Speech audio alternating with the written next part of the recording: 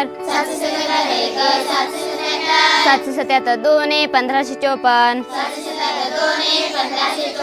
998 1 998 998 2 1996 998 3 2994 998 4 4992 998 5 4990 998 6 5700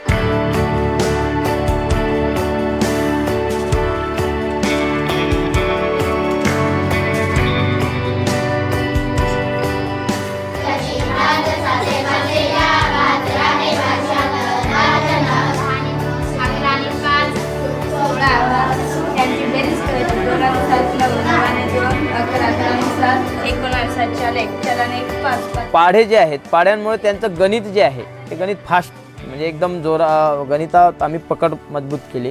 गणित विषय आमच्यासाठी सगळ्यात आवडीचा विषय आणि मुलं पटापटा त्यांचा आत्मविश्वास वाढला. थोडक्यात आज पाढे सगळेच मुलं सगळ्यांचे सर्व झालेत असं नाही. कोणी 30 50 60 100 150 250 2 मुलींचे आजच्या दिवसापर्यंत 1015 पर्यंतचे झालेत. म्हणजे त्यांच्या बौद्धिक क्षमतेनुसार पाढे घेतले जातात. इथं जबरदस्ती कोणावरती नाही.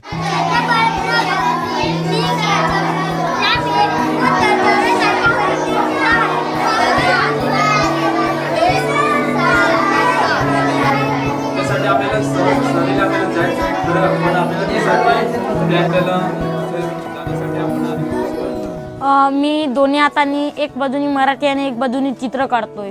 मराठी आणि इंग्लिश ही भाषा येतात. कर्सू पण लिहितो दोन्ही हाताने आणि एक हाताने. मला पाढे 1 ते 82 पर्यंत पाढे येतात आणि राज्यघटनेचे कलम 300 पासून 395 पर्यंत राज्यघटनेचे कलम येतात. आणि जे गणित आहे ते मी दोन्ही हाताने सोडवू शकतो.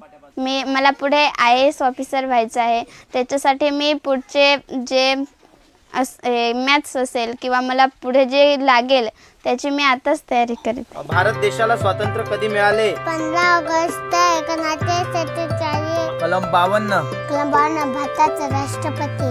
कोणकोणाची संसदेची रचना. पुन्हा प्रयत्न करा म्हणजे छान. मला दाखव म्हणजे शो मी. 2009 मध्ये शाळेची पटसंख्या 9 होती. त्याच्यात 5 मुलं नियमित होते आणि 4 मुलं वडिलांसोबत कामाला शहरामध्ये जायचे. तर जी सुरुवात होती शाळेची गळती होती ती गळती थांबवण्याचं काम केलं. मुलांना जे मुलं रेग्युलर होते ते टिकून कसे राहतील त्याच्यासाठी काम केलं. त्यांची गुणवत्ता वाढवली. पालक जे आहेत ते 2016च्या आधी मुलांना घेऊन जात होते कामाला बाहेर. परंतु सन 2016 पासून 2 वेळच्या जेवणाची सोय केली. दुसरी गोष्ट मुलांना सर्व लागणारे शैक्षणिक साहित्य पुरवण्याची व्यवस्था केली आणि त्याच्यामुळे पालक निश्चिंत झाले की जेवण मिळतं मुलांना, शिक्षण मिळतंय आणि त्याच्यामुळे पालकांची मानसिकता बदलली.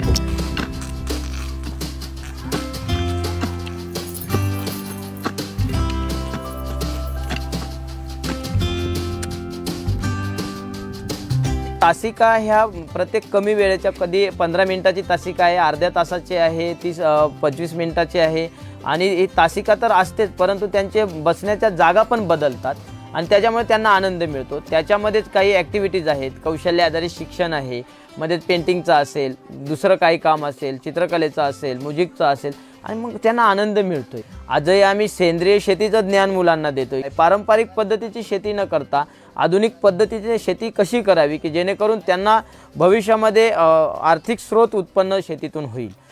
मुलांनी वारली पेंटिंग शिकले ते यूट्यूबद्वारे शिकले. मुलांनी कर्सू रायटिंग शिकले ते पण यूट्यूबद्वारे शिकलेले आहेत. मग जे काही गरजेचे घटक आहेत आजही आम्ही इंग्रजी स्पीकिंगचं 1 तास आम्ही बघतोय व्हिडिओ, तो पण ऑनलाईनच बघतोय. तर ह्या गोष्टी आम्हाला ऑनलाईन तितकंच महत्त्वाचं आहे ऑफलाईनच्या सोबतच. भविष्यामध्ये कधीही कोणतीही गोष्ट विकत घेताना ती गोष्ट आपण जर विकत घेतली आणि उद्या जर आपल्याला विकायची असेल तर आपण नफा झाल्यावरच ती विकू शकतो. बरोबर? की तोट्यामध्ये विकणार तुम्ही. आज आमची मुलं अशी तयार झालेली आहे की शहरी मुलांबरोबरीने किंबहुना त्यांच्याही पेक्षा सरस ठरतील अशी मी ग्वाही देतो. पालक कोणी शिकलेले नाहीत. उद्या जर पालकांनी सांगितलं भविष्यामध्ये की मुलांना आता मोठे मुलं झाले आणि त्यांना आता घरी ठेवूया, आम्हाला मदत करण्यासाठी कामाला लागतील, तर त्या शिक्षणाला अर्थ नसणार आहे.